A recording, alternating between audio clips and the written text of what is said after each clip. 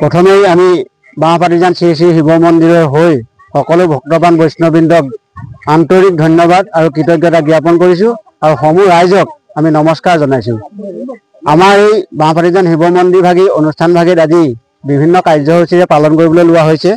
প্ৰথম কাৰ্যসূচীত আমি ধৰ্মধ্বজা উত্তোলক পালন হিচাপে আমাৰ স্থানীয় গাঁওবুঢ়া গাঁও প্ৰধান প্ৰাক্তন শ্ৰীযুত হিতেশ্বৰ শইকীয়াদেৱে ধৰ্মধ্বজা উত্তোলন কৰিলে।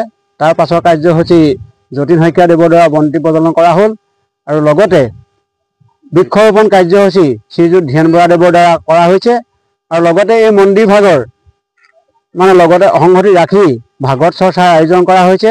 ভাগৱতৰ শুভাৰম্ভ কৰিবৰ কাৰণে আমি আমাৰ এই অঞ্চলৰ সন্মানীয় ব্যক্তি শ্ৰীযুত ঘনাই শইকীয়াদেৱক আমন্ত্ৰণ জনাই ভাগৱতৰ শুভাৰম্ভ কাৰ্যসূচী পালন কৰিবলৈ লোৱা হৈছে আৰু শেষৰ দিনা ভাওনা কাৰ্যসূচীও পালন কৰিবলৈ লোৱা হৈছে, অৰ্থাৎ শুক্ৰবাৰে।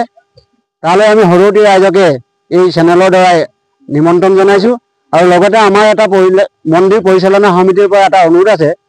অসম চৰকাৰৰ যি গ্ৰাম উন্নয়ন বিভাগ আছে তেখেতলোকৰ পৰা আমি যিটো ৰাস্তাৰ পৰা মন্দিৰৰ সন্মুখেদি ১ নং চিন্তামণি গাঁও খনামুখ পঞ্চায়তৰ অন্তৰ্গত এগ্ৰিবান্তি যাতে এই মন্দিৰলৈ ৰাইজসকল আহিব পৰাকৈ সুচল কৰি দিয়ে, তাৰ বাবে আমি অসম চৰকাৰৰ গ্ৰাম উন্নয়ন বিভাগক অনুৰোধ জনাই মন্দিৰ ভাগি ভৱিষ্যত আগবাঢ়ি যোৱাত সহায় সহযোগিতা হ'ব বুলি কামনা কৰি মন্দিৰ পৰিচালনা সমিতিৰ সমূহ সদস্যবৃন্দৰ হৈ আমি সম্পাদক হিচাপে কৰজোৰে প্ৰাৰ্থনা কৰিছোঁ।